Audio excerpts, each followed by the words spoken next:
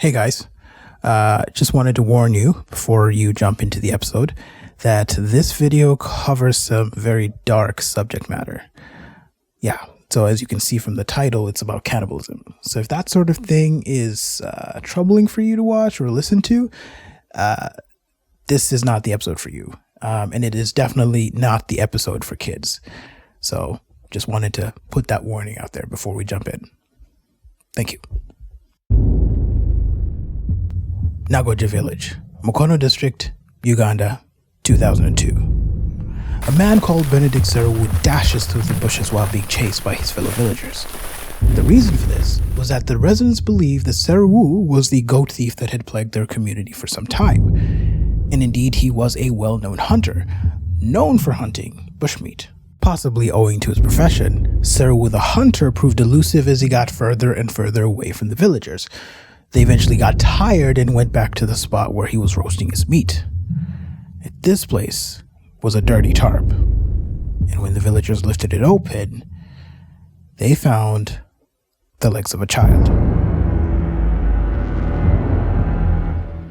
The victim was later identified as a 3-year-old whose mother was a relative of Seruwu. The child had passed away and had been buried 3 days before.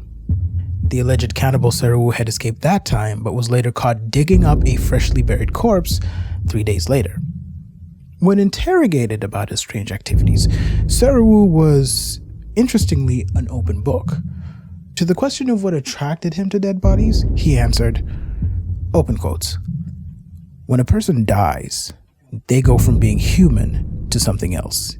He or she is meat that should be eaten. If other animals can eat each other, why not us?" Chapter 4: Cannibalism and African Zombies. Among the night dancer categories, the most sinister type by far is the cannibal. If you're traveling at night, this is the one you must avoid at all costs. Forget the prankster types and witches who cause you misfortune, whose aim is to scare you. For these guys, they want your flesh. Stories about cannibals are not hard to find in East Africa, particularly in Uganda, and most of them have to do with the night dancers or runners that we've talked about in part 1.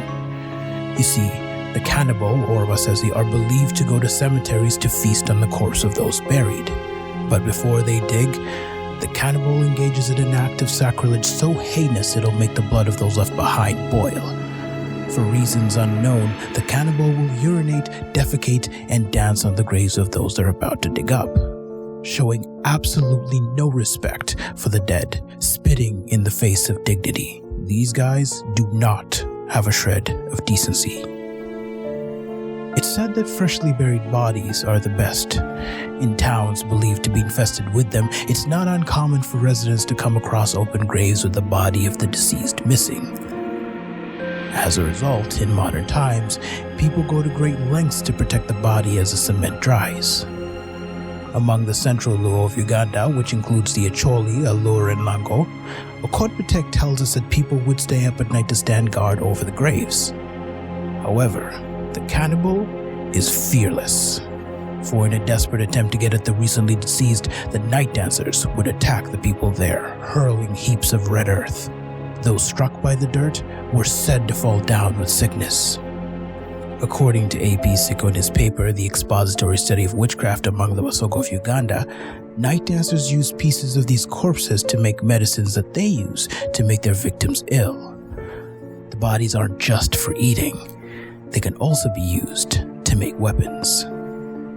Others say they are capable of creating violent storms to scatter people. And if successful, the night dancers would throw open the casket and take the body to the wilderness where they and their fellow cannibal witches would have themselves a feast, cooking and stirring the pots with the bones of the dead while sipping water from their skulls. When traveling at night, be on guard, for the cannibal will attack you. While wielding the arms and legs of the deceased as weapons, they will strike you until you die.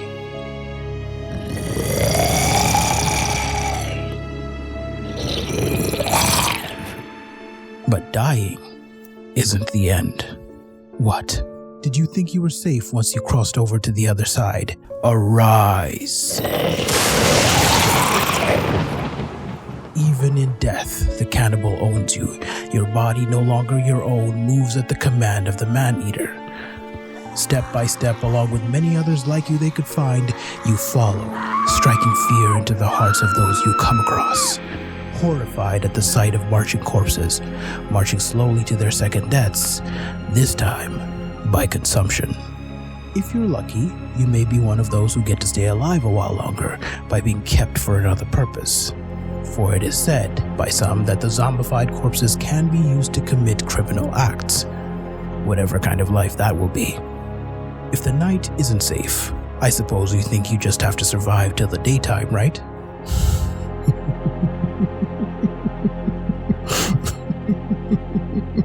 The cannibal-type night dancers don't need the night as cover to perform their evil deeds. Rumors are plentiful that they've evolved tactics of trapping innocents and eating them during the day, which is why when you're new to a town like Rakai, which is said to be running amok with night dancers, people are advised to be careful who they ask for directions. Motorcycles offering transport or Good Samaritans are better off being avoided. Otherwise, you might just find yourself being served up to a family of 5. An article in the Daily Monitor, a newspaper in Uganda, interviewed a man called Muzei Chibidige in Bukunja in 2014. He said that back in the 1940s when he was growing up, he was advised not to accept invitations from some families because it was believed that they had pitfalls in their homes covered with mats. Any guest that would come over would fall into them, never to be seen again. Day or night, when it came to the man-eater, it was on sight. And so you were advised to be careful around people, for the cannibal could be anyone. Isaac Lebogo, grandson of Busoga historian Y.K. Lebogo, mentions that in Kasese town in southwestern Uganda, it was believed that cannibals would mix their medicines with food served at funeral wakes.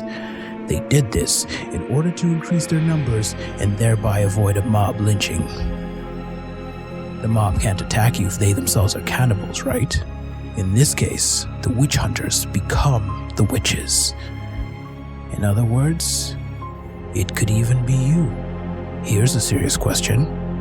Are you considered a cannibal if you didn't know you were consuming human flesh? Does the designation of cannibal require awareness?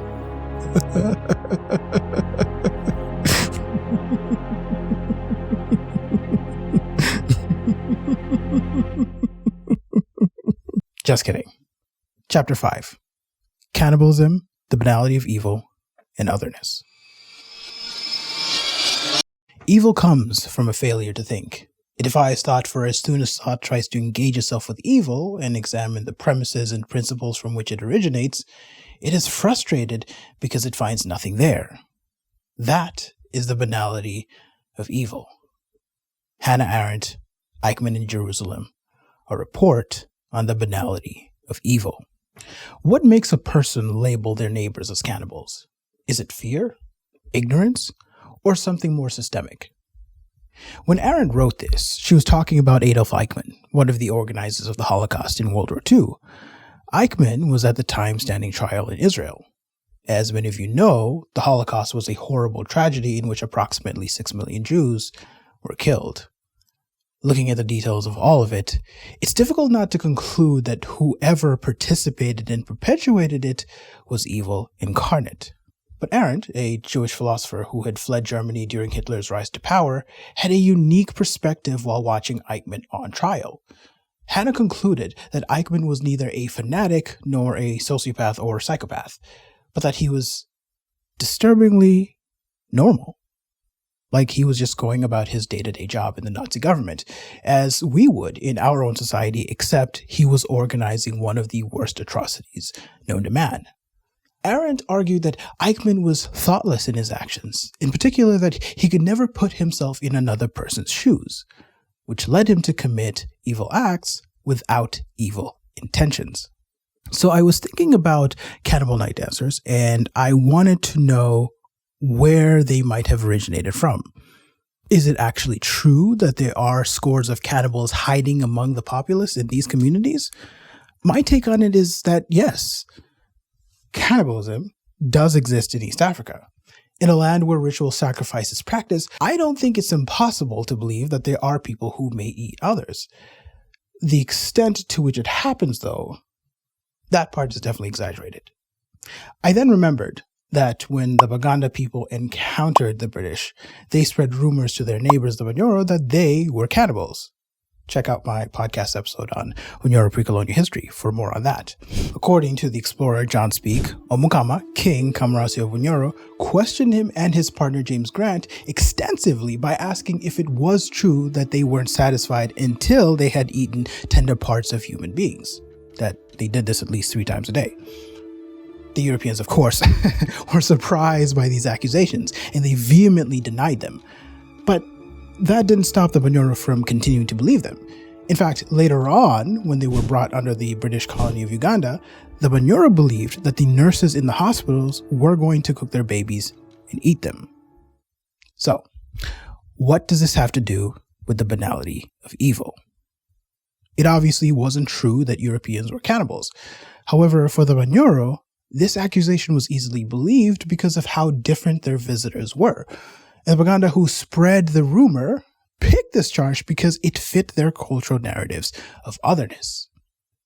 Those they didn't know, those who were strange looking, were probably cannibals. And they knew the Bunyoro would believe this because it was said that it was an intentional rumor meant to drum up distrust between them and the visitors. So, labeling a European as a cannibal was probably a routine way of them othering their opponents, especially since the Europeans represented a real genuine threat by way of conquest. It is ironic, though, that conquest is described in the East African context as eating the country, at least among the Bantu groups like the Baganda and the Bunyoro. Kabalega, king of Bunyoro, famously responded to British Colonel Henry Colville's demands for surrender by saying, "I am willing to send ivory, but if Colville wants to eat my country, the white man should know that he can have it when I'm dead." And the term, "the British ate Uganda," was widely used. So the Europeans were believed to eat people and also ate the country by way of conquest. The advent of colonialism would no doubt have encouraged such a perception of the British, especially from the Bunyoro, who arguably had the worst treatment out of all the groups of Uganda due to their sustained resistance. As the British became increasingly frustrated in their attempts to subjugate Bunyoro, their methods became more and more cruel. Civilians were attacked, non-compliant villages were burned along with their farms, which triggered long famines. They used artillery fire, tortured their allies to give up information on the whereabouts of their king Kabalega. And when they managed to dominate them, the bodies continued to pile even though hospitals had been set up to offer treatment. The constant onslaught of death, which the Bunyoro blamed the Europeans for, definitely made a compelling argument for them as cannibals. Now, the reasons for this accusation are complex and are somewhat unique to the region. Going back to when the first white man arrived in Bunyoro, locals believed them to be the legendary figures of the region known as the Bachwezi. They thought this because of their pale skin. Like the Europeans, the Bachwezi were spoken of as having white or light skin. White, which they saw as a color of death. The association with the color isn't necessarily all bad, for white also symbolized benevolence, purity, and life for the Bunyoro, aspects which they also connected to the Bachwezi. But at the same time that they were suspicious of them, as was demonstrated by King Kamrasi, Heike Baron talks about this tug of war of attempts to make sense of these strange people. On one hand, they look like they could be an ancestor returned from the dead at a time when they desperately needed them. On the other hand, there was an attempt to distance themselves from these foreigners by labeling them as cannibal witches who ate humans, babies, and used strange objects. And this wasn't something that only the Bunyoro believed in Uganda. When the anthropologist John Middleton was collecting information amongst the Lugbara in the 1970s, William Aarons tells us that Middleton was described as one of the good Europeans who didn't eat African babies, implying that there was a widespread belief about this. That be careful about these people, they could eat your babies. Arendt's takes on the origins of evil reminds us that our enemies are oftentimes just like us, that they're not your demonic, foaming at the mouth type of creatures of the dark that you might expect them to be. Evil can manifest from the normal. Europeans, particularly the British, in their stated noble efforts to stop the slave trade or bring civilization to the poor Africans who didn't know the one true God, resulted in the creation of a multifaceted evil whose presence fed into local narratives of man-eaters. Interestingly, the Europeans who were called cannibals also in turn called the Africans cannibals. There's no shortage of stories of explorers from the 19th century who wrote books about cannibal tribes or strange rituals. Explorers like H.M. Stanley, Samuel Baker, and Richard M. Burton, just to name a few. A lot of the views they had were not just influenced by the European belief in their superiority that was so common at the time, but also in the beliefs of those that they came across, like the Arabs and the African groups they met. Therefore, a lot of these explorers reported stories of man-eating man, and they were easily believed by Western audiences because this fit their perceptions of otherness. Case in point, Ota Benga. Benga was a pygmy man of the Mbuti people from Congo, a group of people known for their short stature and filed teeth. It's reported that they filed them for beauty reasons, at least based on the information I could find. After his family were murdered by the Force Publique, the Belgian colonial forces, he was sold into slavery. Enter Samuel Werner, a South Carolina native born to a self-confessed white supremacist family with dreams of exploring the Congo like his hero H.M. Stanley. Werner made 2 trips to Congo. The first resulted in him having 2 children with a Congolese woman, children whom he later abandoned. But it was on his second trip that Samuel Werner would make a name for himself by presenting Ota Benga to the Western world in 1904. According to Werner, Benga was saved by government forces from a rival tribe. Well, that's apparently not quite it. Again, according to Werner, he had bought Benga for $5 worth of goods. Or was it that he burst onto the scene heavily armed, guns blazing, and rescued a poor Ota Benga who was being held captive by other ruthless cannibals? As you can see, his story kept changing. We may never know how Samuel Werner came to own Benga, but the saving him from cannibals thing was an interesting choice, I think, because after handing Ota Benga to the Louisiana Zoo, Werner would write several stories in which he portrayed Benga as a cannibal himself. So, what I understand is that he saved a cannibal from cannibals. Now, in 1906, he was taken to the Bronx Zoo after his return to Africa didn't work out. When he arrived in the Bronx, he was put on display and his cage was littered with bones to imply cannibalism. Many visitors to the zoo would yell obscenities at Benga, would poke and burn him with cigarettes. To make it worse, the cage he was put in was the same as the monkeys. Benga was not a human to them, but an exotic creature to be gawked at. He was not a man, but was thought of as the missing link between apes and humans. A prior step before evolution took them to the superior spot, which was that of the onlookers. That was the only way visitors in the zoo made sense of Benga's short stature and filed teeth. Those that put on the show capitalized on the ignorance of the masses, knowing that the more strange they presented him, the more people would pay to come watch. What is noteworthy in Benga's story is that you never really get to hear things from his perspective. As New York journalism professor Pamela Newkirk points out, you hear a lot about how he was treated, but it's never in his own words. He was in a strange new country in which he didn't speak the language. He wasn't surrounded by any of his people to make the assimilation process easier. Now, Benga may not have been able to speak for himself, but his actions spoke words at the highest volume. He shot arrows at those who came by his cage. He flung a chair at the head of well-known philanthropist Florence Guggenheim. So yeah, he did not enjoy being put on display. But much like Benga wasn't able to verbally defend himself, to explain to the fairgoers and zoo visitors that he wasn't a cannibal, so too are those accused of being cannibals not given a platform to clarify things. What you usually hear are stories about a particular group from so-and-so, and the story passes on from person to person until the legend is solidified. In the book Resurrecting Cannibals, Heike Berend writes about British consul John Petherick, who stayed amongst the Nyam Nyam people who were accused of cannibalism. The name Nyam Nyam was used to refer to the Azande and Mangbetu people of Congo. Petherick seems to confirm the cannibalistic nature of the so-called Nyam Nyam, but his accounts were criticized by anthropologists like Gray, who say that he most likely got these stories from those he had employed as he journeyed in Africa. Similarly, we hear stories about towns in Uganda like Rakai, where many people say that cannibals exist. But has anyone ever seen them? You'll find many that will say yes and point to an individual. But again, how do you know they actually are cannibals?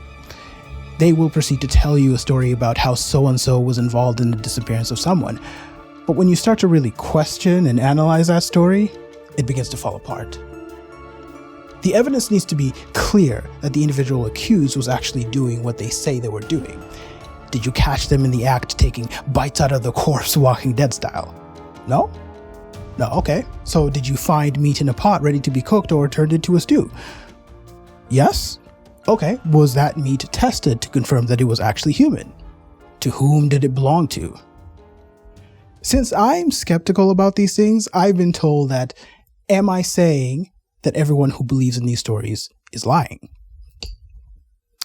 And I can say that I understand why they would say that, why they feel that way. But people can believe something strongly without knowing that it's wrong. And I feel like because these beliefs are so deeply embedded in our society, and by society I mean Ugandan society or any other African society that believes this, I feel like the foundation for the case is already made, and all they need is a suspect. The cannibal is believed to exist, therefore if somebody accuses another, they most likely are telling the truth. And so the mob forms. And even if they are able to communicate that there are not man-eaters, unlike Otabenga, no one is going to believe them. The mob, which would have been formed in response to the accusation, is ready to lynch them. And at that point, very few people are going to try to be like, well, hold on a minute, guys. Let's just slow down. I feel like there's probably an evolutionary aspect to this. That when somebody cries lion after hearing sounds in the dark, it was more beneficial to the group to just stamp it out as quickly as possible. Asking questions probably just took way too much time. Before the lion tore everyone to shreds. Like was the case with the story told to Wodemaya when he did his video on cannibalism in Rakai. The man accused of eating people was beaten to death by the police themselves before they could properly verify the allegations, even though the entire time he was insisting that he wasn't a cannibal.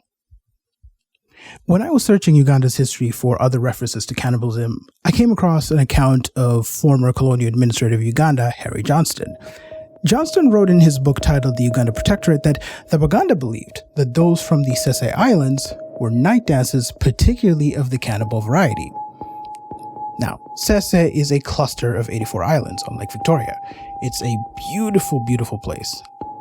Among the many stories he was told, Johnston says that the Basese would hide up in the tree branches overlooking a road, and when a person would walk by, they would drop down a weighted spear, driving it into the shoulder of the victim below. The injured party would then be dragged into the village to be eaten. Another story that Johnson tells us is that of a Musese, a singular person from Sese Islands, who apparently killed his wife on his wedding night because she refused to cook the thigh of a recently deceased person that he had dug up. Extremely shocking stuff. Harry Johnson assures us, the readers, that the acts of cannibalism were put down so much by Baganda chiefs that at that time in 1904, the acts were virtually extinct. But here again, we have an example of hearsay. How do we know that these acts of cannibalism were indeed true?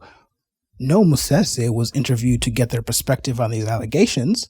Johnston was hearing it purely from the mainland Baganda. By the way, the Musese are also Baganda. And as far as I know, there were no acts of animosity between the Baganda of the Sese Islands and those of the mainland. So the allegations weren't coming from them as being seen as enemies. Could the allegations of the Basese as cannibal night dancers have stemmed from their close connection to the gods of the Baganda religion? And I say this because Sese is sometimes called the Islands of the Gods and has many shrines dedicated to the deities of the Baganda religion. It's from there that it's said that the god of war Chibuka took flight to the skies on his way to join the fight against the Banyoro. The gods were benevolent when offerings were made, but they could also strike out when angry. It could be this connection to the unpredictable whims of the power of the gods that caused mainland Baganda to view the islanders with suspicion. Even the Banyoro people looked at the Sese Islands with an air of religiosity and mystery. To some, Banyoro historian John Nakatura tells us, it was where the legendary rulers, the Batwezi, disappeared close to. In fact, some people believed that Europeans had white skin because they had lived underwater like fish close to Sese Islands, further enhancing this view that they were the returning Batwezi. So, you have people from the Sese Islands who are believed to be cannibals, and you have Europeans who are also believed by some to be from the Sese Islands and were said to be cannibals. Again, I argue that the Sese Islands as the home of the gods probably has something to do with it. By the way, if you want to visit these beautiful islands with rich cultural heritage, I have a friend who owns a tourism and safari business. His name is Derek. He's a stand-up guy and will show you many of the picturesque places in Uganda. He's actually the one who took some of the pictures you've seen of the Sese Islands in the video. So check him out at locomotionsafaris.com. Again, at locomotionsafaris.com. Locomotion Safaris. Anyways, Heike Berendt explains that this was a way for the Banyoro to make sense of these strangers by incorporating them into their cosmology. Basically, they saw the Europeans for the first time and made sense of their existence by fitting them into their own understanding of the world. The classification of them as possible cannibals is a perfect example of a red flag of caution waved by the Banyoro. Beware, possible danger incoming. While that danger took years to emerge, it became a concrete reality when the British Empire waged war against them. As the Europeans engaged in what they believed was their calling to bring civilization to the uncivilized, they became thoughtless in their actions, never realizing the full extent of the damage their supposed help was bringing, making the British a perfect example of Hannah Arendt's concept of the banality of evil. For the Africans, who were labeled cannibals by their fellow Africans, this resulted in the othering of the marked group. Fear and suspicion tainted their interactions, resulting in unrestrained amount of myth-making about the ways of the other. Did you know that they walk upside down? Don't look them in the eye, that's how they bewitch you. Did you know that the meat so-and-so was eating the other day was actually human meat? What? How do you know this? Why was he hiding what he was eating? And I'm not joking. I was told that the sign of a cannibal could be the one hiding their food while eating, or even the one who doesn't want to eat with the rest of the group. And while writing this, I remembered that I talked about something similar in episode 10 of the Banyoro History podcast series that I did. And in it, I talked about how John Beatty noted that eating and drinking was a communal thing. Those who didn't engage, for example, ate alone, were looked at with suspicion. This idea isn't unique to the Banyoro, as it appears to be a social value held by various other African groups in the country. And so the cannibal night dancers, who don't just eat under the cover of darkness after everyone has gone to sleep, but also eat corpses, represent one of the highest forms of social subversion. They strip themselves naked, eat in the dark, engage in sacrilege by disturbing the peace of the dead, who, by the way, are subjected to a second form of death through resurrection and then consumption. So, are cannibal night dancers real or not? Where does reality stop and myth begin? Can we separate the two? What do you think? Enabaayo olwaleero balabye ekijjankunene bugenze okukya nga balaba musajja mukulu ateeberezebwa okuba omusezi. Musajja mukulu Magala Ali ow'emyaka 9 gwe bakutte ng'okujja kuwa bigalo yagobwa kiboga lwa busezi na bulogo. Muzeeyi oyo lwe baasooka omuleeta. Lwe bamuleeta lwennyini ssaawa zaali 5 ez'ekiro. Tuwulira afulumye wabweru aboggolanga akabwa. Chapter 6. Law, Crime, and Justice. The news story you've just watched or listened to is about an 80-year-old man who was accused of night dancing about 4 years ago in Mityana district, Uganda. He had recently moved to the village with the help of his son, who then left him on his own. However, residents began to complain that they heard him outside at night, barking like a dog. They also said that they found him naked in the garden, digging. To stop him from going outside, the community locked him in his own house when night came. But somehow, apparently, he was still able to go outside despite also being unable to walk properly. By now, you know what that suggests. Night dancing. And the community members wanted him gone because, as the lady said in the video, they didn't know if he was a cannibal night dancer or a food night dancer. Which was a new one for me. I don't know what a food night dancer means, but in any case, they wanted him to leave. So, I started to wonder, how do communities handle incidences of night dancing? Let's go back to why they do this. What is the motivation for such behavior? In the first episode, we've talked about spirits being behind this push, this compulsion to take to the streets. I'm going to expand on that. This spirit compels them to the point that they can't resist, and they feel relief when they do so. Another reason given for night dancing is that if they don't dance at night, then they risk death, that the spirit will kill them. So, in a sense, they're being held hostage by this entity that demands they cause chaos. But it doesn't just threaten them. It's also said that it endangers their children, for if the children of night dancers don't run, they won't be able to reproduce. Here you see that night dancing threatens the social value of fertility and fecundity in East African societies, a belief that was mirrored in the Europeans, that not only were they cannibal witches, but that they liked to eat babies the most. Babies who represent the future of society. So in a sense, night dancing could be seen as a way to save the future, and this made the practice hereditary. A father who night dances will end up fathering children who do the same thing, likewise with a mother. And apparently there is such a thing as night dancing families, as told by Tom Kwanya, families who are notorious for their nightly activities. In fact, marrying into a night dancing family is a subject of great fear among cultures affected by them.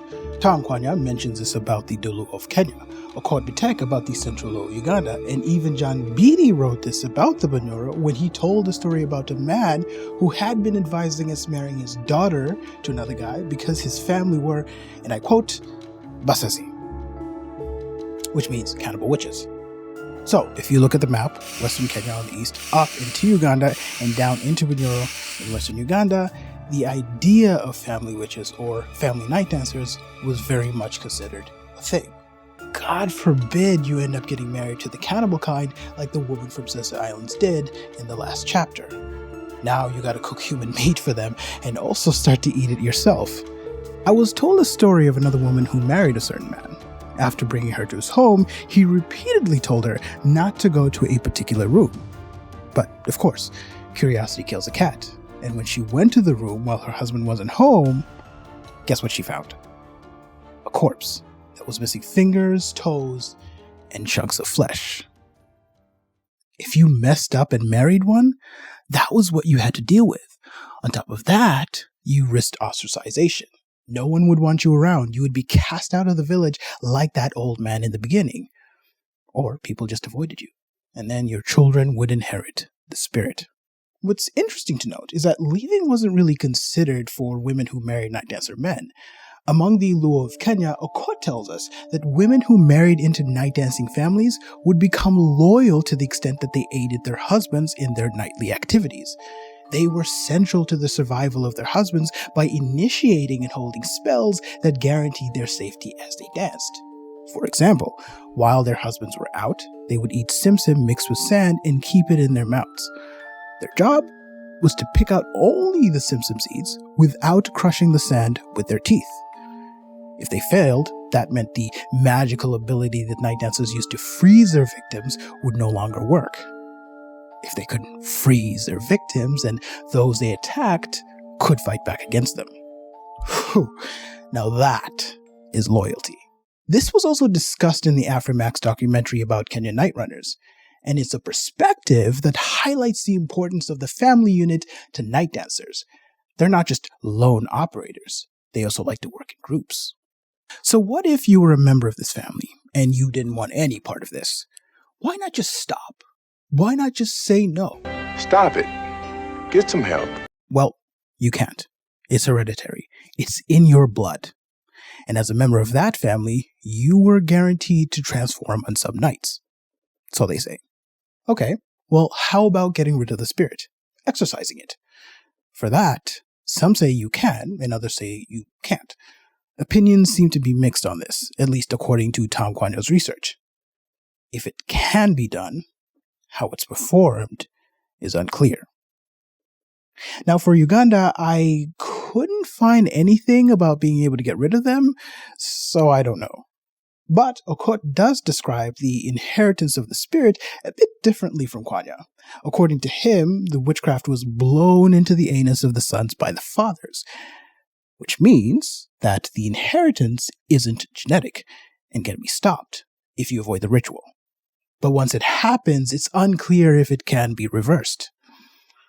Kwanya's informants also tell him that those who married into night dancing families or started practicing as a result of association could technically stop.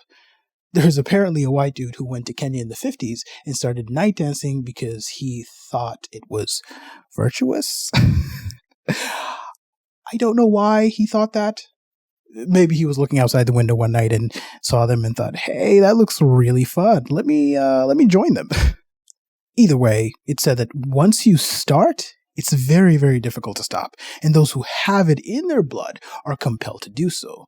Those possessed fear that the spirit will kill them if they don't comply. And most simply give in and enjoy it. So, if we know that they won't stop, how do you deal with them?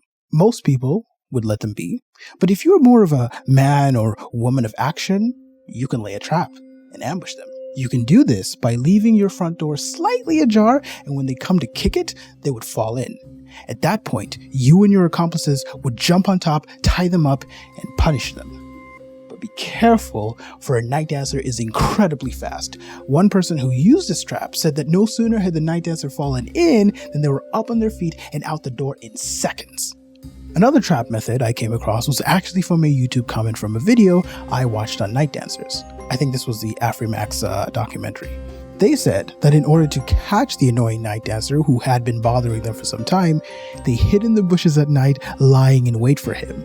So when the night dancer came, they leaped out, grabbed him, and it was apparently the pastor of the church. The irony of that situation is not lost on any of us. Why would they do this? Perhaps the pastor who plays the angel during the day also wanted to play the demon as a night dancer at night. Could be. Now, if getting into a physical entanglement with a night dancer is not your thing, fear not. You have options. There are spells that one can cast to freeze them in their tracks, and you can do so long enough to restrain them. One source said that if you hit them with elephant grass, you can freeze them in their tracks. Okot Pitek, on the other hand, talks about two methods used to trap them. One involved you sprinkling ash around your house, so when the night dancer came and stepped on the ash, their bodies would react and expand like the corpse of a person who had drowned. Night dancer dead, problem solved. A similar method used is more of a shield, as in it keeps them from entering. If you sprinkle a particular kind of bean on windows, and I suppose doors too, then they couldn't come in. According to somebody I spoke to about night dancers. Now, the second one, according to Okot Pitek, involved you placing a stool in the back of your house. After a night of hop-skipping and twirling around your home, a night dancer would eventually get tired and decide to take a break. They would then see the stool, and they would feel enticed to sit down. That's when the spell would activate. Turns out that stool would be smeared with medicine that would superglue him to the stool, and in turn superglue that stool to the earth itself. So, try as they might, they were not going anywhere. The only way for them to be released was to be, apparently, smacked on the bum, and then they would run home in shame. If any of these methods were successful, what would you do with the night dancer you caught? In the words of Trevor Noah himself, we beat them. No, never. Us spanking a child, never. We beat them. We beat. That's what, we beat children. Easily one of my favorite jokes. Tibamanya Mushanga, in his paper Criminal Homicide in Uganda, a sociological study of violent deaths in Ankole, Kigezi, and Tora districts of western Uganda, holy crap, that's a mouthful, uses the phrase thoroughly beaten when talking about how apprehended night dancers are punished. If you're wondering, do they beat them up, like punch them and kick them and rough them up? No. This is even better. I'm talking about corporal punishment, like caning, fimbo, pa. And since night dancers tended to be naked when caught, there was no clothing to at least act as some sort of buffer for the beatings. For those in Kenya, where Tom Kwanya did his research, the punishment was kicking them out of the village or fined. While this might seem a bit lenient, both Okot and Kwanya mentioned that it is understood that they couldn't control themselves. As a result, they were simultaneously feared and pitied. Pitied in the sense that they were at the mercy of the spirit possessing them. That's why Okot mentions that in some cases, they tolerated them like they would do a mentally insane person. However, telling the difference between a mental illness and a spirit possession is difficult. To my knowledge, I haven't come across any protocol to be able to tell the two apart in the rural communities where night dancing tends to be practiced the most. And as a result, you can bet that those who are mentally ill get easily swept up in the madness of all of it. Let me give you an example. On the 15th of September 2018, 42-year-old Aisha Nalwanga was physically restrained by two men in Lwengo district in central Uganda. The reason they seized her was apparently because they found her naked in the community graveyard at 10 p.m., which meant to them that she was probably a night dancer. Now, this would be the part where they would take her to the police, but instead, the two identified men took turns raping her. Aisha Nalwanga screamed, and her alarm got the attention of the residents. Hearing the approaching crowd, the two men took off, leaving Nalwanga at the graveyard. Upon arriving at the scene, the mob, which had grown at this point, started to beat her up, believing that Nalwanga was a cannibal night dancer looking to exhume the dead bodies. They thought this because two corpses had been stolen the month prior and no suspects had been found. Nalwanga was paraded about the town by the angry mob, believing that they had caught their suspect. Police ended up putting a stop to it, and when the dust settled, it was revealed by her brother and sister that Nalwanga had a mental disorder, and according to Nalwanga herself, she had gotten lost on her way to her grandmother's place. It was during this confusion that she was, according to her, raped by those two men. Her siblings actually said that they had reported her missing earlier that night. Now, was Aisha Nalwanga actually a cannibal night dancer who was making up a story to get out of being caught? Or was she actually a mentally ill person and got confused and was telling the truth about those two men? Either way, the question remains of how she ended up naked. Was she found that way because she was a night dancer, or was she naked due to the rape? Or did she end up naked as a result of the mob attacking her? Another scenario to consider is that she could have actually been a night dancer and also raped. If it was true that she was actually mentally ill, do you see how quickly things can spiral out of control? This is one of the ways those who do actually have a disorder get wrapped up in the commotion. Similar to the old man in the beginning, because it could be that the old man had dementia, and that's how he found himself lost in the garden. For those considered to be dangerous night dancers, the punishments were very severe. They are subjected to mob justice where people beat them up and kill them, and their deaths are oftentimes horrific. They are stoned, set upon with sticks, beheaded with machetes, and set ablaze. According to Okot Bitek, the punishment for dangerous night dancers among the Central Luo of Uganda was to force a long, dry stick up where the sun doesn't shine until it comes out their mouths.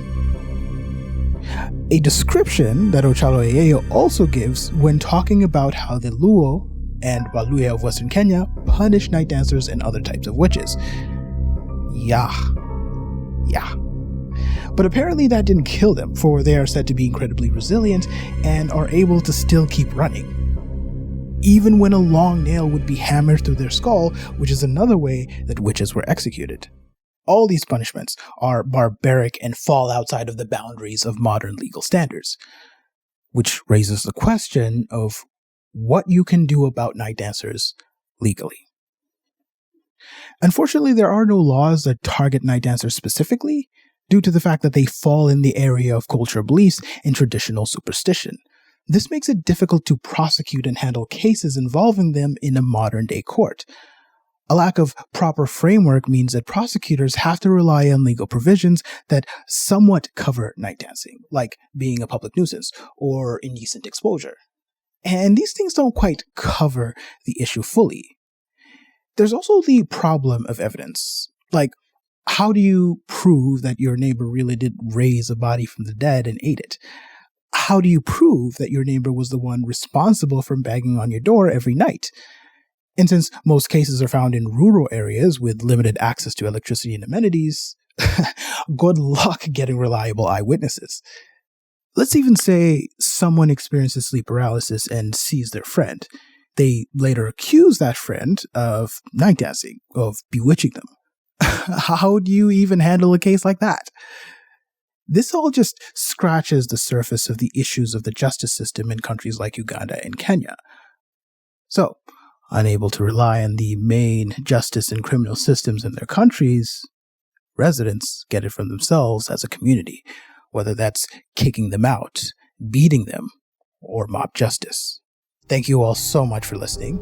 Sources will be at the end of the video or in the description box below. I had a lot of fun making this video and learning about night dancers, and I hope you enjoyed learning about them too.